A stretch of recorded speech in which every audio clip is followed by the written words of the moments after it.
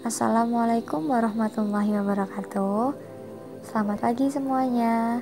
Perkenalkan, kami dari kelompok 7 yang beranggotakan Ira Dian Melawati, Nabita Mesya Hairani, dan Wiwit Indriani. Pada pertemuan kali ini, kami akan sedikit membahas mengenai transportasi air dan garam mineral pada tumbuhan. Untuk penjelasannya, langsung saja kita simak video berikut.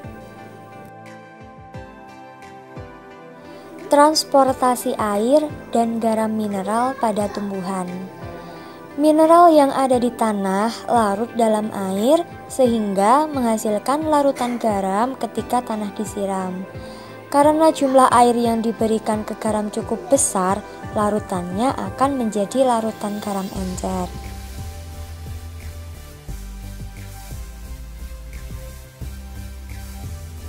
Akar memiliki struktur mirip rambut kecil yang disebut dengan rambut akar.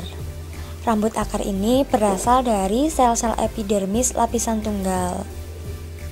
Sitoplasma sel memiliki garam terlarut yang dikenal sebagai sel sap atau getah sel. Sel sap atau getah sel merupakan daerah yang jauh lebih pekat daripada larutan tunggal yang ada. Rambut akar memiliki selaput membran semi-permeabel yang akan berperan dalam peristiwa masuknya air secara osmosis.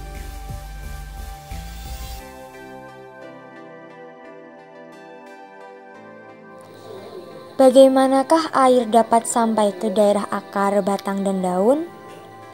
Hal tersebut dikarenakan terdapat jaringan silem pada tumbuhan.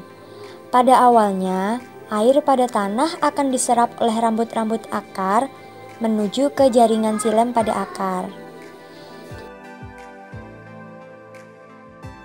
Pengangkutan air dan mineral ini disebabkan oleh 3 faktor.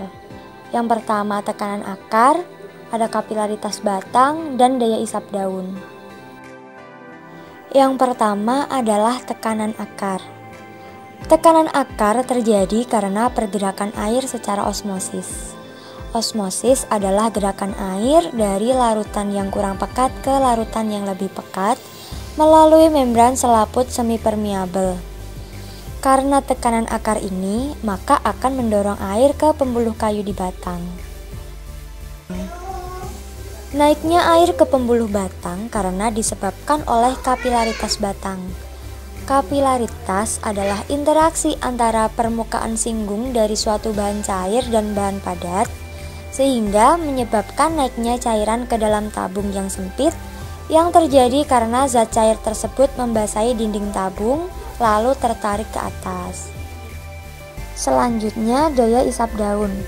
Air di dalam daun dapat keluar melalui stomata. Keluarnya air tersebut melalui proses penguapan atau disebut dengan transpirasi. Proses transpirasi air ini oleh bagian daun akan menyebabkan terjadinya tarikan terhadap air yang berada pada bagian silem sehingga air yang ada pada akar dapat naik ke daun.